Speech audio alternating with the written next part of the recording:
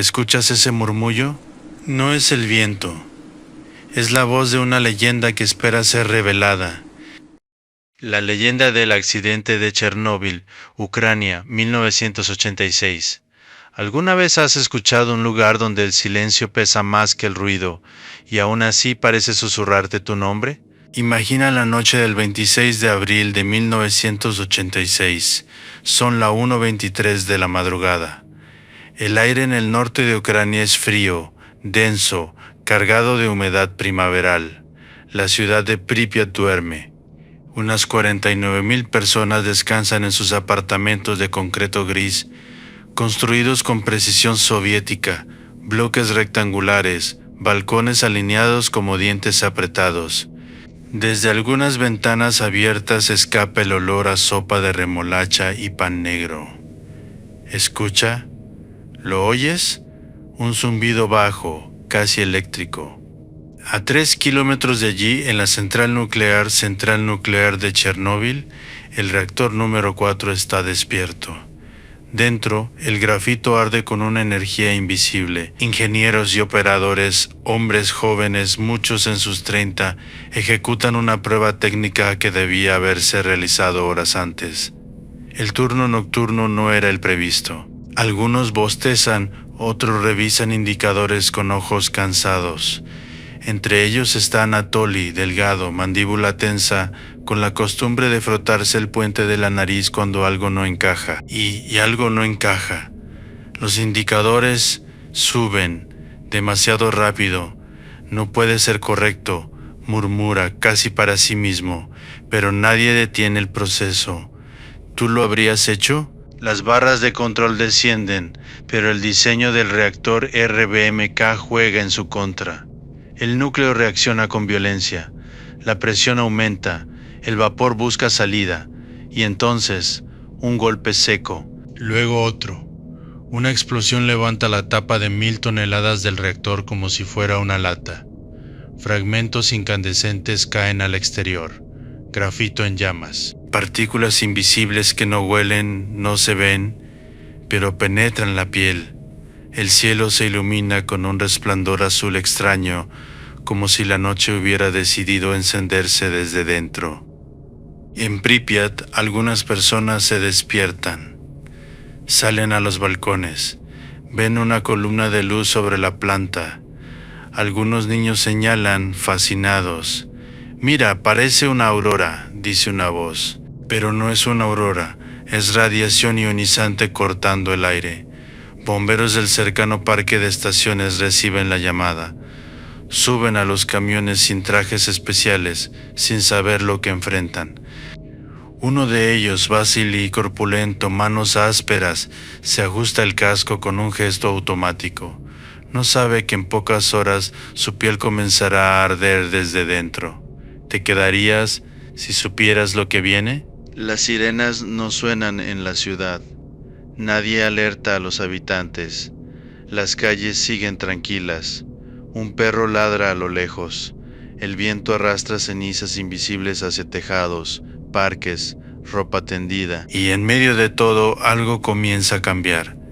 No de inmediato, no de forma evidente, pero si escucharas con suficiente atención, podrías notar que el mundo acaba de inclinarse. Porque esa noche, en ese instante exacto, no solo estalló un reactor, también nació una zona donde las reglas dejaron de ser las mismas. Y mientras los primeros bomberos suben al techo del reactor sin saber que pisan grafito radiactivo, uno de ellos levanta la vista entre humo y chispas y susurra: ¿qué es esa luz? La respuesta no llega, solo el crepitar del fuego. Y algo más, algo que no debería estar allí, y que, desde ese momento, nunca se iría. ¿Quieres saber qué vieron realmente en el techo del reactor antes de que sus cuerpos empezaran a fallar? ¿Te atreverías a subir a un techo que brilla, sabiendo que esa luz podría matarte en silencio? Escucha el crujido de las botas sobre grava caliente. Los bomberos llegan a la central nuclear de Chernóbil en menos de 10 minutos. Las mangueras se despliegan. El metal de los camiones aún vibra por la velocidad. Nadie lleva protección contra radiación. solo cascos, chaquetas gruesas, guantes.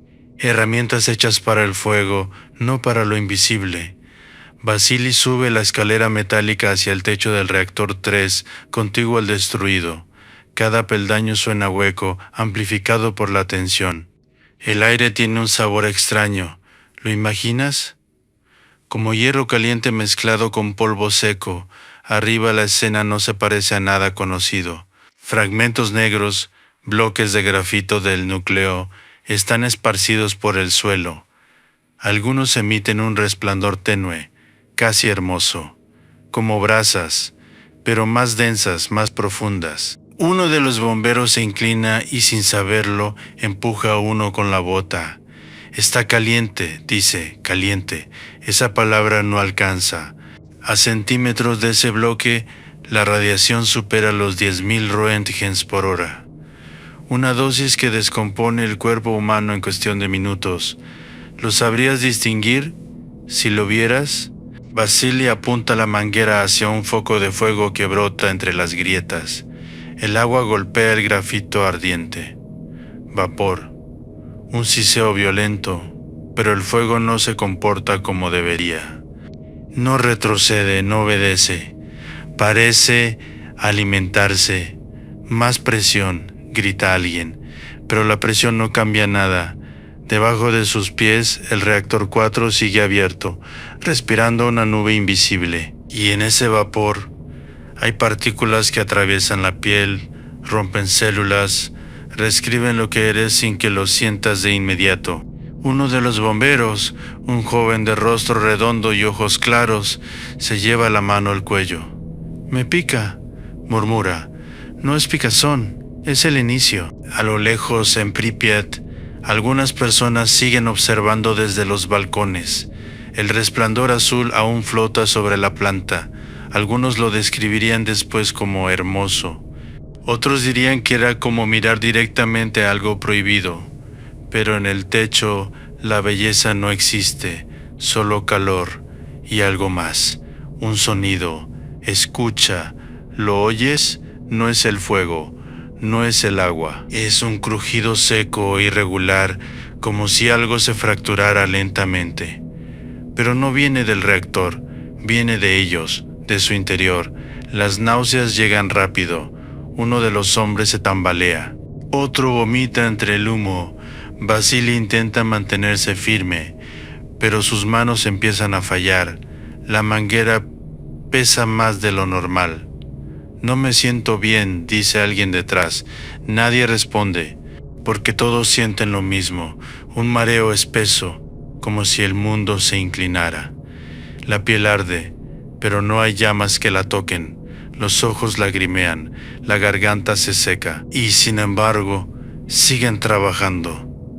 ¿Lo harías tú? Minutos después, algunos comienzan a bajar, no por orden, por instinto. Sus cuerpos ya no responden. Al tocar la barandilla metálica, sienten un calor que no proviene del metal, sino de sus propias manos. En el hospital de Pripyat, médicos de turno reciben a los primeros afectados. No entienden lo que ven. Rostros enrojecidos como quemaduras solares extremas, pero más profundas, internas. «¿Fuego?», pregunta una enfermera. «Sí, fuego», responde uno de ellos con voz rota. Pero no es fuego, es algo que no deja cenizas visibles, solo cuerpos que empiezan a apagarse desde dentro. Y mientras los bomberos son trasladados, uno de ellos, dicen algunos, mira sus manos temblorosas bajo la luz del pasillo y susurra algo que nadie logra olvidar. Brillan. No todos lo escucharon, pero quienes sí, jamás volvieron a dormir tranquilos, porque esa noche no solo hubo explosiones, hubo contacto. Y si prestas atención, en ciertos rincones de la zona, todavía hay quienes dicen que ese brillo no desapareció del todo.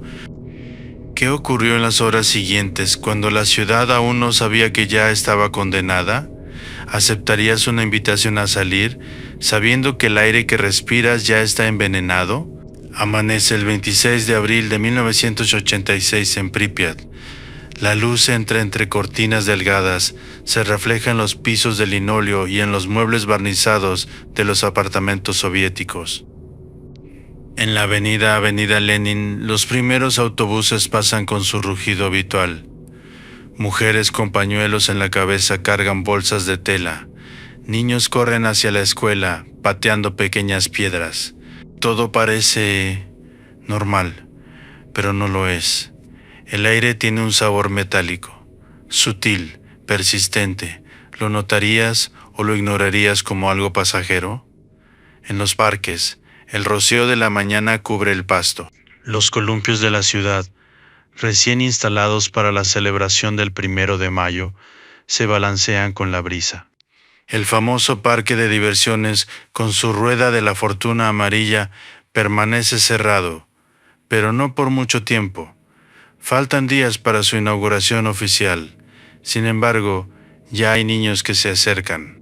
¿Podemos subirnos?, pregunta una niña tirando de la manga de su madre. La madre duda. Mira hacia el horizonte, y allí está, la planta. La central nuclear de Chernóbil sigue expulsando humo. No negro, no denso. Algo más ligero, casi translúcido. Como si el cielo se estuviera disolviendo en ese punto, pero nadie ha dado una orden de evacuación. En las oficinas administrativas, teléfonos suenan sin descanso. En Kiev, a más de 100 kilómetros, comienzan a llegar reportes confusos, pero en Pripyat la vida sigue su ritmo. ¿Te quedarías en casa o saldrías a mirar? Algunos lo hacen. Familias enteras caminan hacia el puente que cruza la vía del tren, conocido más tarde como el Puente de la Muerte. Desde allí, la vista del reactor es directa. Personas se apoyan en la barandilla, observando el incendio como si fuera un espectáculo lejano. No pasa nada, dice un hombre con chaqueta gris encendiendo un cigarro. Lo controlarán. El humo sube, el viento cambia. Partículas invisibles caen sobre sus cabezas, sobre sus hombros, sobre la ropa de los niños. Escucha. Un contador Geiger en manos de un técnico cercano empieza a crepitar con rapidez. Tic, tic, tic, tic, tic, tic, tic. Luego un sonido continuo. Pero ese sonido no llega a la multitud. En el hospital, los primeros bomberos ya están siendo atendidos. Sus rostros han cambiado en cuestión de horas. La piel enrojecida comienza a oscurecerse. Algunos tienen ampollas. Otros no pueden dejar de vomitar. Una doctora joven revisa a uno de ellos. Sus manos tiemblan. ¿Cuánto tiempo estuviste allí arriba? No sé, responde él, con voz débil. 10 minutos, 10 minutos. Suficiente. Mientras tanto, en las calles, algo más empieza a notarse. Perros inquietos, pájaros que no cantan. Un silencio intermitente que se cuela entre los sonidos cotidianos, como si la ciudad respirara de forma irregular. Y entonces llegan los rumores. Alguien dice que hubo una explosión. Otro habla de radiación. Una mujer asegura que su hijo sangró por la nariz sin razón. Un anciano menciona la palabra veneno, pero nadie confirma nada. ¿En quién confiarías cuando la información se fragmenta? Al mediodía, el sol cae directo sobre Pripyat. La radiación sigue descendiendo lentamente, depositándose en techos, árboles, bancos, ropa tendida. Cada superficie se convierte en un receptor silencioso, y en ese calor extraño, algunos comienzan a sentir algo más que malestar. Un cosquilleo bajo la piel, un ardor que no desaparece, una sensación de estar siendo observado.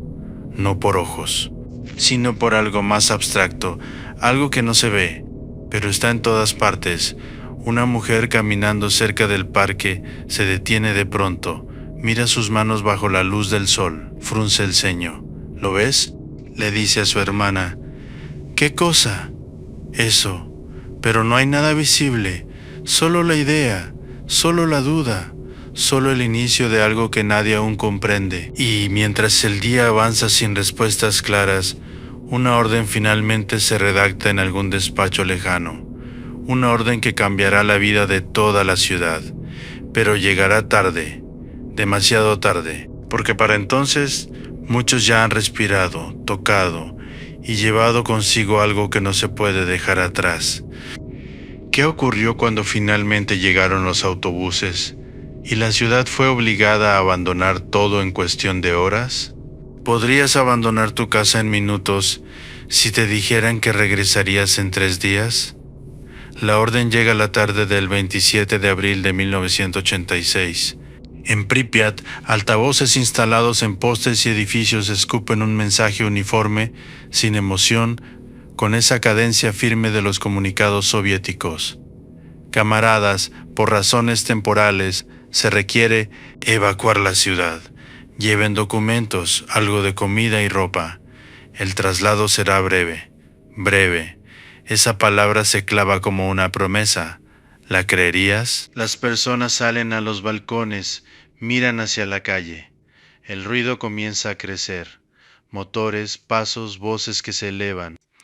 Desde la avenida Lenin, una fila interminable de autobuses amarillos aparece como una serpiente mecánica. Más de 1000 vehículos, traídos desde Kiev y otras ciudades cercanas. El aire ya no huele igual. Tiene un peso, como si cada respiración dejara un rastro. Dentro de los apartamentos la gente se mueve rápido, cajones abiertos, armarios vaciados a medias. Una mujer dobla ropa infantil con manos temblorosas. Un hombre guarda documentos en una carpeta desgastada. Alguien deja una taza a medio beber sobre la mesa. Volveremos pronto, dice una madre ajustando el abrigo de su hijo. El niño asiente sin entender. ¿Tú qué llevarías? Si solo pudieras elegir en segundos, algunos toman fotografías, otros joyas, muchos lo mínimo. Nadie imagina que ese será un adiós definitivo. En las calles los perros corren entre la multitud, ladran, confusos, intentan seguir a sus dueños, pero no hay espacio para ellos en los autobuses. Déjalo, ordena un soldado sin mirar.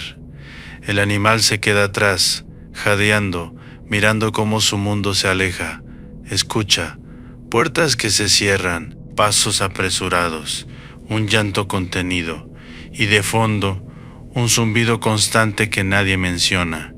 La central nuclear de Chernóbil sigue ahí, visible en la distancia. El reactor 4 aún exhala ese humo tenue, como si no hubiera terminado de decir algo. En el punto de control, soldados con máscaras rudimentarias observan a la población subir a los autobuses. Algunos llevan dosímetros, los miran de reojo, no dicen cifras, pero saben. Una anciana se detiene antes de subir, mira hacia su edificio, y un bloque gris idéntico a muchos otros pero lleno de recuerdos. Mi casa, susurra. Nadie responde, porque todos están pensando lo mismo. Los motores arrancan, uno a uno. El convoy comienza a moverse, lento al principio, luego constante. Las ruedas levantan polvo contaminado que se mezcla con el aire. Dentro de los autobuses el silencio es extraño, no es calma, y es contención. Un niño pega la frente al vidrio. ¿Por qué nos vamos? Su madre tarda en responder. Por seguridad, pero la palabra no encaja. Mientras los autobuses avanzan, atraviesan puntos donde la radiación es más alta. No lo ven, no lo sienten de inmediato, pero está allí, en el metal del vehículo, en la ropa, en el cabello. Y entonces, algunos comienzan a notar algo, un sabor amargo en la boca, un mareo leve, una presión detrás de los ojos. En uno de los autobuses un hombre mira sus manos bajo la luz que entra por la ventana. Las gira lentamente. Otra vez, murmura. La mujer a su lado lo mira. ¿Otra vez qué? Él duda. Nada, pero no es nada, porque desde la noche anterior hay quienes aseguran haber visto algo imposible, un brillo tenue, no constante, no fuerte, pero suficiente para inquietar. Y ahora, mientras la ciudad queda atrás Ese mismo hombre vuelve a observar sus dedos. Por un instante, juraría que algo parpadea bajo la piel. El autobús sigue avanzando. Pripyat se aleja. Las ventanas quedan abiertas, las mesas servidas, los juguetes en el suelo. Todo suspendido en el tiempo, y en ese abandono algo permanece. Algo que no subió a los autobuses. Algo que no necesita moverse, porque ya está en todas partes. El convoy cruza el último control. Nadie puede regresar. Nadie sabe realmente qué lleva consigo. Y justo cuando el último autobús desaparece en la carretera, en una de las ventanas de un edificio vacío, algo parece moverse. No es una persona. No debería haber nadie. Pero la cortina se agita, como si alguien acabara de pasar. ¿Qué quedó realmente dentro de la ciudad? Cuando el silencio finalmente la reclamó, ¿qué se queda en una ciudad cuando todos se han ido? El 28 de abril de 1986, el silencio cae sobre Pripyat como una losa invisible. No hay motores, no hay voces, no hay pasos. Solo el viento, desplazándose entre edificios de concreto que aún conservan el calor del día anterior. Escucha, un columpio se mueve, chirrido, adelante, atrás. El parque de diversiones nunca inaugurado permanece intacto. La rueda de la fortuna amarilla se alza inmóvil contra el cielo grisáceo. Sus cabinas vacías giran apenas unos centímetros, empujadas por ráfagas irregulares. Debajo, la pintura comienza a descascararse como si el tiempo hubiera decidido avanzar más rápido aquí. En los apartamentos, la vida quedó suspendida en fragmentos. Una mesa con platos servidos, un vaso con té seco en el fondo, un abrigo colgado junto a la puerta. En uno de los edificios de la avenida Lenin, una radio sigue encendida, emite estática, nadie la apaga. ¿Te atreverías a entrar? Las calles están cubiertas por una capa fina de polvo. No parece diferente a cualquier otra, pero lo es. Cada partícula transporta algo que no se ve, algo que se adhiere, que permanece. En la distancia, la central nuclear de Chernóbil sigue activa en su herida abierta. Helicópteros sobrevuelan el reactor 4, dejando caer sacos de arena, plomo y boro. Desde arriba, los pilotos ven el núcleo expuesto, un abismo oscuro con bordes incandescentes. Uno de ellos describe más tarde un color imposible. No era rojo, no era azul, era como mirar algo que no pertenece a este mundo. Abajo, en la ciudad, la naturaleza empieza a avanzar. Pero no como la conoces. Perros abandonados recorren las calles. Algunos se agrupan. Otros vagan solos. Sus ojos reflejan una inquietud constante. Buscan a sus dueños, rastrean olores que se desvanecen. Un caballo aparece cerca de un edificio administrativo. Está delgado. Su respiración es irregular. Se detiene, como si escuchara algo que no está ahí. ¿O sí? Las aves sobrevuelan la zona, pero muchas caen, de repente, sin aviso, como si el aire tuviera bordes invisibles. En los días siguientes comienzan a llegar equipos especiales. Hombres con trajes gruesos, máscaras, botas selladas. Caminan con cuidado, midiendo cada paso.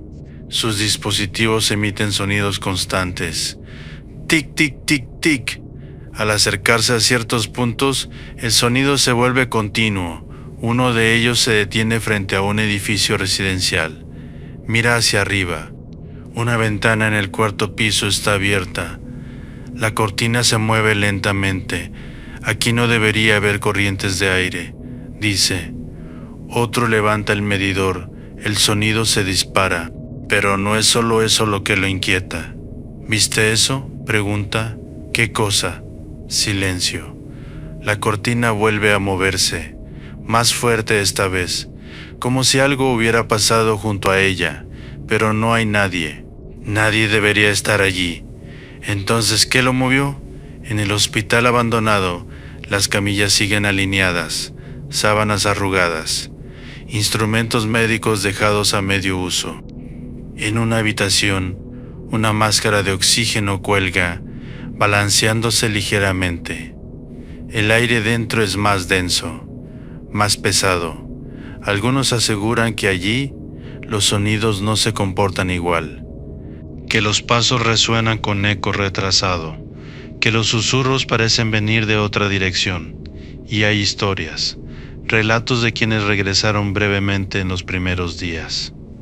Técnicos, soldados, liquidadores. Uno de ellos escribió en su cuaderno: sentí que la ciudad me observaba, no desde un punto, sino desde todas partes. No lo explico más, pero dejó de volver. Y mientras los equipos intentan contener lo que aún arde en el reactor, algo en Pripyat comienza a consolidarse. No es visible, no tiene forma, pero se manifiesta en detalles, en movimientos sin causa, en sonidos que no coinciden, en la sensación constante de que no estás solo, incluso cuando lo estás. Y en una de esas calles vacías, cerca del parque, alguien encuentra algo que no debería seguir funcionando: un reloj, en la muñeca de un abrigo olvidado, marcando la misma hora, 1:23, una y otra vez, como si el tiempo hubiera decidido no avanzar. ¿Qué ocurrió cuando los primeros hombres enviados a limpiar la zona comenzaron a pasar más tiempo allí y a notar que no todos los cambios eran físicos? ¿Cuánto tiempo puedes permanecer en un lugar antes de que el lugar empiece a quedarse contigo? Los llaman liquidadores. Más de 600,000 hombres y mujeres enviados entre 1986 y 1987 a contener lo que quedó expuesto tras la explosión en la central nuclear de Chernóbil. Soldados, mineros, ingenieros, muchos jóvenes, otros ya curtidos, todos con una misión: sellar el desastre. Pero nadie les explica del todo dónde están entrando. Escucha el sonido seco de botas sobre grava contaminada, el roce de trajes protectores, el clic constante de los dosímetros, tic, tic, tic, tic, tic, y luego en ciertos puntos, un tono continuo. Los liquidadores avanzan por Pripyat con mapas en mano. Identifican puntos calientes, techos, sótanos, zonas donde el polvo se acumuló como una trampa invisible. Su tarea incluye retirar escombros radiactivos, enterrar objetos, sacrificar animales abandonados. Una labor mecánica, precisa, pero no completamente controlable. Uno de ellos, Sergei, unos 34 años, espalda ancha, mirada fija, tiene la costumbre de contar en voz baja mientras trabaja. Le ayuda a concentrarse. 1, 2, 3... Cada número acompaña un movimiento: levantar, depositar, alejarse, pero un día pierde la cuenta. 7, 8, 9, silencio, 10, mira sus manos, se queda inmóvil. ¿En qué iba?, pregunta. Nadie responde, porque están ocupados, o porque no escucharon, o porque algo interrumpió ese hilo invisible. En las azoteas cercanas al reactor, robots enviados para limpiar fallan. Sus circuitos no resisten la radiación. Se detienen, giran sin control, caen. Entonces envían hombres. 30 segundos por turno.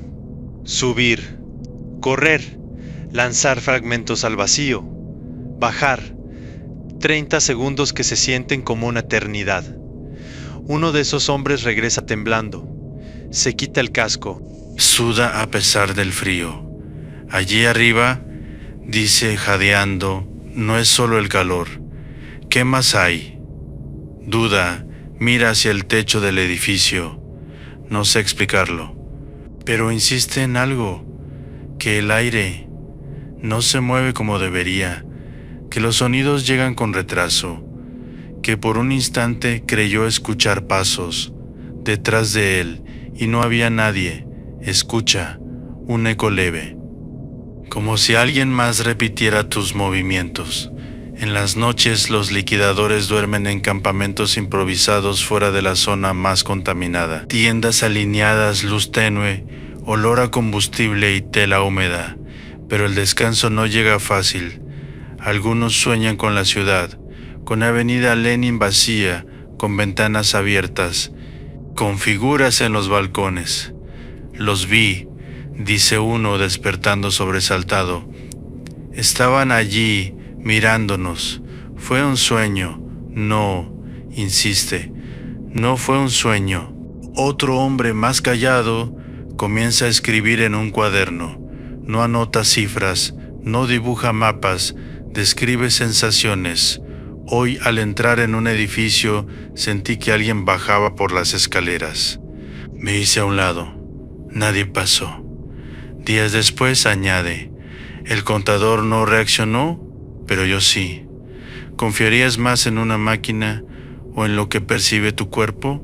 Mientras tanto, el sarcófago, una estructura de acero y hormigón, comienza a levantarse sobre el reactor 4. Turnos continuos, jornadas largas. El objetivo, encerrar lo que quedó. Pero encerrar, ¿qué exactamente? Porque hay quienes empiezan a decir que no todo está en el núcleo, que algo se dispersó de otra forma, no en partículas, sino en presencia.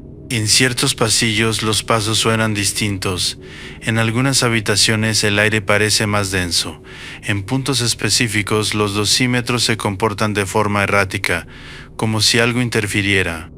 Un técnico golpea el dispositivo, debe estar fallando, pero al alejarse, vuelve a la normalidad, regresa al mismo lugar, y el patrón se repite, no es constante. No es lógico, y eso inquieta más que cualquier cifra alta. Una tarde, Sergei se detiene frente a un espejo roto en un apartamento abandonado. Se observa, su rostro está más pálido, sus ojos más hundidos. Levanta la mano, su reflejo lo imita, pero hay un retraso, mínimo, casi imperceptible. Parpadea. El reflejo tarda una fracción más. Sergei baja la mano lentamente. No, susurra, da un paso atrás. El espejo vibra levemente, aunque no hay viento, y por un instante jura que su reflejo no está solo, que hay algo más, detrás. No se queda a comprobarlo, sale del edificio sin mirar atrás. Esa noche no escribe, no habla, solo se sienta, escuchando, porque hay algo que empieza a quedar claro para algunos. La zona no solo está contaminada, está alterada, y cuanto más tiempo permaneces en ella, más difícil es distinguir qué proviene del exterior y qué ya llevas dentro. ¿Qué descubrieron los científicos cuando comenzaron a estudiar la fauna y los efectos invisibles? ¿Y por qué algunos decidieron no publicar todos sus hallazgos? Si la vida siempre encuentra una forma de continuar, ¿qué pasa cuando lo hace en un lugar donde todo debería impedirlo? A finales de 1986 y durante 1987, equipos científicos comienzan a entrar en la zona de exclusión alrededor de la central nuclear de Chernóbil. No van a apagar incendios ni a mover escombros. Van a observar, a medir, a registrar lo que quedó y lo que está surgiendo. El paisaje ha cambiado. Donde antes había calles limpias y parques ordenados en Pripyat, ahora crece vegetación sin control. Árboles jóvenes rompen el asfalto. En los patios la hierba alcanza las rodillas. El viento arrastra semillas que se aferran a cualquier grieta. Pero no es solo crecimiento, es otra cosa. Escucha el murmullo de hojas, el crujido de ramas, y de vez en cuando un silencio absoluto, como si algo hubiera hecho una pausa en el entorno. Los científicos recorren áreas específicas. Una de ellas destaca por su color, el llamado bosque rojo, a pocos kilómetros del reactor. Los pinos que recibieron la mayor dosis de radiación murieron en cuestión de días, adquiriendo un tono rojizo oscuro antes de secarse por completo. Algunos fueron enterrados. Otros quedaron en pie, como figuras inmóviles. Uno de los investigadores, Pavel, de rostro alargado y gafas gruesas, toma muestras de suelo. Su voz es pausada, metódica. Cree en los datos, en las cifras, pero incluso él empieza a notar cosas que no encajan del todo. La densidad de ciertos insectos ha aumentado, dice, anotando en su libreta. Y algunas especies presentan variaciones en tamaño. Variaciones. Una palabra técnica para algo que, visto de cerca, resulta inquietante. Un escarabajo con el caparazón irregular. Una rana con pigmentación alterada. Plantas que crecen más rápido, pero con formas asimétricas. Nada monstruoso, nada como las historias exageradas, pero sí diferente. ¿Lo suficiente como para inquietarte? En una zona húmeda cercana al río, los científicos colocan trampas para pequeños mamíferos. Al revisarlas, encuentran ratones con anomalías en la dentición, en el pelaje, en la estructura ósea. Pavel los observa en silencio. La radiación altera, pero no crea de la nada, dice, casi como una defensa. Sin embargo, otro miembro del equipo no está tan convencido. ¿Y si no es solo radiación? Pavel no responde de inmediato. Porque hay registros que no encajan en los informes oficiales, observaciones descartadas, notas que no se incluyen, como aquellas sobre aves que evitan ciertas zonas específicas incluso cuando la radiación es menor allí, o la de los lobos que cruzan caminos invisibles, como si siguieran rutas que nadie trazó, o la más inquietante, la de sonidos, grabaciones hechas en áreas aparentemente vacías. Al reproducirlas se escuchan pasos, cuando no había nadie cerca. ¿Interferencias?, dice Pavel al principio, pero las interferencias no siguen patrones de pasos humanos. Escucha. 1, 2, pausa, 3. No es aleatorio. En una de las expediciones, el equipo entra en una escuela abandonada en Pripyat. Aulas con pupitres cubiertos de polvo, libros abiertos en páginas amarillentas, un mapa de la Unión Soviética aún colgado en la pared. El aire es más frío dentro, más denso. Uno de los científicos enciende una grabadora. Registro de ambiente, dice. Se quedan en silencio durante 1 minuto. Nada, solo un leve zumbido. Al salir, revisan la cinta, y entonces lo escuchan. Y un sonido que no percibieron en el momento, un susurro. Breve, indistinguible, pero claramente no era parte del equipo. Pavel detiene la cinta, la retrocede, la reproduce de nuevo. El sonido está ahí. Debe ser el viento, dice alguien, pero dentro del aula no había corrientes. ¿Lo aceptarías como una explicación suficiente? Con el tiempo, algunos informes se vuelven más cautelosos, menos detallados en ciertas áreas. Se priorizan datos medibles, niveles de radiación, tasas de mutación, recuperación de ecosistemas. Lo demás queda en notas personales, en cuadernos que no se archivan oficialmente, en conversaciones que no se graban. Porque hay una línea que muchos no quieren cruzar, la que separa lo que se puede explicar de lo que solo se puede experimentar, y en la zona esa línea se vuelve cada vez más difusa. Una tarde Pavel regresa solo a un punto donde las lecturas han sido inconsistentes. Coloca su equipo, ajusta el medidor, el sonido es normal. Tic, tic, tic, da un paso, el sonido cambia. Se vuelve irregular. Da otro paso, silencio, completo, levanta la vista. El bosque frente a él está inmóvil, demasiado inmóvil. Ni una hoja se mueve, ni un insecto suena, nada. Y entonces, un crujido. Detrás de él, se gira, no hay nadie, pero el medidor comienza a emitir un tono continuo, sin razón aparente. Pavel da un paso atrás, el sonido se detiene, da un paso adelante, vuelve. No es radiación uniforme, no es una fuente fija, es como si algo respondiera a su presencia. Su respiración se acelera, cierra la libreta. Y por primera vez desde que llegó, decide no anotar lo que acaba de ocurrir, porque hay cosas que, al escribirlas, parecen volverse más reales, y en un lugar como este, eso puede ser un problema. Mientras se aleja sin mirar atrás, el bosque recupera lentamente sus sonidos, pero algo ha cambiado, no en el entorno, en él, porque ahora sabe que hay preguntas que no solo buscan respuestas, sino también, a quien las formula, ¿qué ocurrió con aquellos que años después decidieron regresar por su cuenta, sin permisos, sin protección, atraídos por la zona como si los llamara? ¿Por qué alguien regresaría a un lugar del que todos huyeron, si no fuera porque algo lo llama por su nombre? A principios de los años 90, cuando la vigilancia se relaja y los controles se vuelven irregulares, algunos comienzan a volver a la zona de exclusión. No como científicos, no como soldados, como intrusos. Los llaman stalkers. Cruzan los límites sin autorización, guiándose por mapas incompletos, rumores y coordenadas anotadas a mano. Evitan carreteras principales, se internan entre bosques, siguen vías ferroviarias oxidadas que llevan de nuevo hacia Pripyat. ¿Lo harías tú, sabiendo que cada paso puede exponerte a algo que no ves? Uno de ellos es Mikhail, 28 años, delgado, barba irregular, ojos inquietos que rara vez se quedan quietos.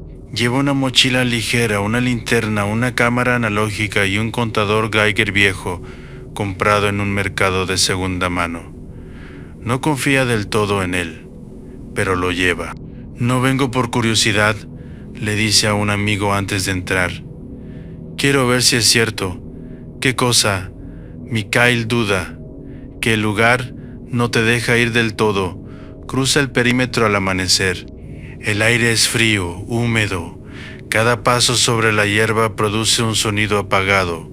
A lo lejos, la silueta de la central nuclear de Chernóbil sigue dominando el horizonte, ahora parcialmente cubierta por la estructura construida sobre el reactor. Pero no es hacia allí donde va. Se dirige a la ciudad, a lo que quedó de ella. Al entrar en Pripyat, el silencio lo envuelve de inmediato. No es ausencia de sonido. Es otra cosa, como si el lugar absorbiera lo que haces. Camina por la avenida Lenin. Los edificios están más deteriorados que en los años anteriores. Ventanas rotas, vegetación trepando por las fachadas, puertas abiertas que crujen con el viento. Levanta la cámara. Toma una foto. El obturador suena fuerte en ese entorno. Demasiado fuerte. ¿Te sentirías observado? El contador Geiger emite un ritmo irregular. Tic, tic, tic, tic. Nada alarmante, pero tampoco estable. Mikhail entra en un edificio residencial. Las escaleras están cubiertas de polvo y hojas. Sube con cuidado, iluminando cada peldaño. Segundo piso, tercer piso. En el cuarto se detiene. La puerta de un apartamento está entreabierta. Empuja. El interior está casi intacto. Muebles, ropa, libros, como si alguien hubiera salido hace unas horas. Pero han pasado años. Se acerca a una mesa. Hay un cuaderno. Lo abre. Las páginas están amarillentas, pero la última entrada parece más reciente. La tinta no está completamente desvanecida. Lee en voz baja. Volví porque escuché algo en mis sueños. No era una voz. Era una sensación, como si la ciudad recordara. Mikhail frunce el ceño.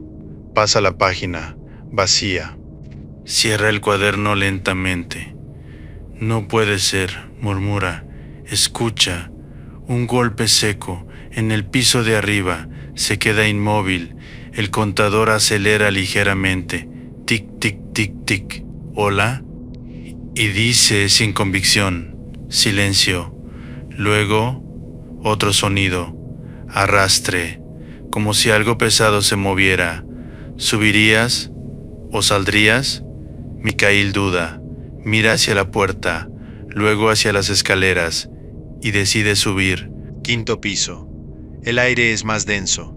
La linterna ilumina fragmentos de pintura descascarada, puertas cerradas, sombras que se deforman con cada movimiento. El sonido se repite, más cerca. Se detiene frente a una puerta cerrada. El contador emite un tono más continuo. No debería. No hay registros de alta radiación en ese punto. Extiende la mano. Toca la manija. Está fría. Demasiado fría. La gira lentamente. La puerta se abre con un chirrido prolongado. Dentro, nada. Una habitación vacía, pero el suelo muestra marcas, como si algo hubiera sido arrastrado recientemente. Mikhail da un paso dentro. El contador se detiene. Silencio total. Ni un solo clic. Mira el dispositivo. Lo golpea suavemente. Nada. Levanta la vista y por un instante ve algo en la esquina de la habitación. No una figura clara, no una sombra definida. Algo que no encaja con el espacio. Parpadea. Ya no está. Retrocede. El contador vuelve a la vida. Tic, tic. Sale de la habitación sin cerrar la puerta. Baja las escaleras más rápido de lo que subió. Al salir al exterior, respira profundamente. El aire frío lo golpea. Mira hacia atrás. El edificio permanece inmóvil, pero una de las ventanas del 5º piso ahora está abierta. No lo estaba antes. Lo sabe, lo recuerda. Y mientras se aleja sin dejar de mirar, siente algo que no había sentido al entrar. No miedo, reconocimiento. Como si el lugar hubiera notado su presencia y hubiera decidido responder. Esa noche, al revisar las fotografías, encuentra algo que no recuerda haber visto. En una de las imágenes del apartamento, detrás de la mesa, hay una silueta, borrosa, incompleta, pero claramente no estaba solo. Mikhail no vuelve a entrar en la zona, pero tampoco logra dejarla atrás, porque desde entonces, cada vez que cierra los ojos, escucha el mismo sonido. Y un arrastre lento a través de una habitación vacía que permanece hoy en la zona décadas después, cuando la estructura que cubre el reactor promete contenerlo todo, pero no puede encerrar lo que no tiene forma. Si todo está contenido, sellado bajo acero y concreto, ¿por qué hay quienes aseguran que lo más inquietante nunca estuvo dentro del reactor? A partir de 2016, una nueva estructura comienza a dominar el horizonte de la zona, el nuevo confinamiento seguro. Un arco gigantesco de acero, desplazado lentamente sobre el antiguo sarcófago, construido en 1986, más de 100 metros de altura, diseñado para aislar lo que queda del reactor 4 durante al menos un siglo. Una solución técnica, precisa, impresionante, pero incompleta. ¿Puede una estructura contener algo que no ocupa espacio? Los niveles de radiación en muchas áreas han disminuido con el tiempo. No han desaparecido, pero permiten visitas controladas. Grupos pequeños, guiados, con rutas específicas. Turistas que caminan por Pripyat con cámaras digitales, mascarillas y una mezcla de fascinación y cautela. El parque de diversiones sigue allí, la rueda de la fortuna. Los autos de choque cubiertos de óxido, todo detenido como si esperara una inauguración que nunca llegó. No toquen nada, dice un guía, y sigan el camino marcado. Los visitantes obedecen. Pero algunos sienten algo. No todos, no siempre, pero sucede un cambio en la presión del aire, una sensación de ser observados, un sonido que no coincide con el grupo. Escucha, pasos, uno más, Luego otro, pero al mirar, nadie está fuera de la fila. Una mujer se detiene. ¿Escucharon eso? Solo eres tú caminando, responde alguien, pero ella niega con la cabeza. No, venía de atrás. No insiste, sigue caminando, pero acelera el paso. En ciertas zonas, los guías evitan detenerse demasiado tiempo, no solo por la radiación residual, por costumbre, por experiencia. Aquí no es recomendable quedarse, dicen sin dar más detalles. Uno de ellos, Víctor, lleva años entrando y saliendo de la zona. Conoce rutas, edificios, historias. No cree en exageraciones, pero hay lugares que evita. Uno en particular, un edificio cercano a la avenida Lenin, donde varios grupos reportaron lo mismo. Interferencias en cámaras, grabaciones con sonidos adicionales, sombras que no coinciden con la luz. Probablemente es la estructura, dice Víctor. Metal, ecos, ángulos, pero nunca entra solo. Nunca. ¿Tú lo harías? En los últimos años, investigadores han vuelto con equipos más avanzados. Sensores térmicos, grabadoras de alta sensibilidad, medidores digitales precisos. Buscan patrones y encuentran datos, algunos esperados, otros no tanto. Zonas donde la temperatura desciende sin razón clara, picos breves en mediciones que luego desaparecen. Grabaciones donde al amplificar el sonido aparecen frecuencias que no corresponden al entorno natural. No son constantes, no son replicables a voluntad, pero están ahí. Un técnico revisa una de esas grabaciones en un laboratorio fuera de la zona. Aumenta el volumen, filtra el ruido, y entonces escucha algo. No es una palabra clara, no es una voz definida, pero tiene ritmo, como si alguien intentara imitar el lenguaje. Detiene la reproducción, la retrocede, la escucha de nuevo, el patrón se repite. Es interferencia, dice en voz alta, pero su tono no suena convencido, porque hay algo en ese sonido que no parece aleatorio. Mientras tanto, la naturaleza sigue reclamando el espacio, lobos, alces, aves. La vida continúa adaptándose a condiciones que antes la habrían destruido. Pero incluso en ese renacer, hay zonas que permanecen evitadas, corredores silenciosos, áreas donde los animales no se detienen, donde los pasos humanos se sienten fuera de lugar.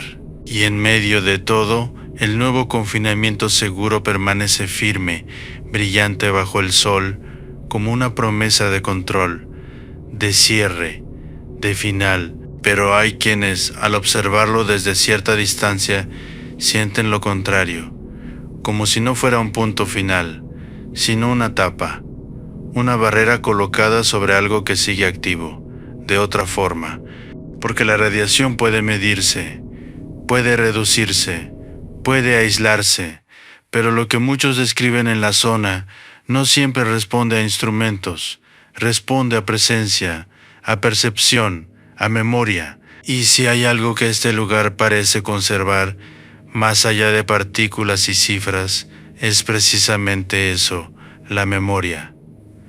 No solo de lo que ocurrió, sino de quienes estuvieron allí, de lo que sintieron, de lo que no pudieron explicar.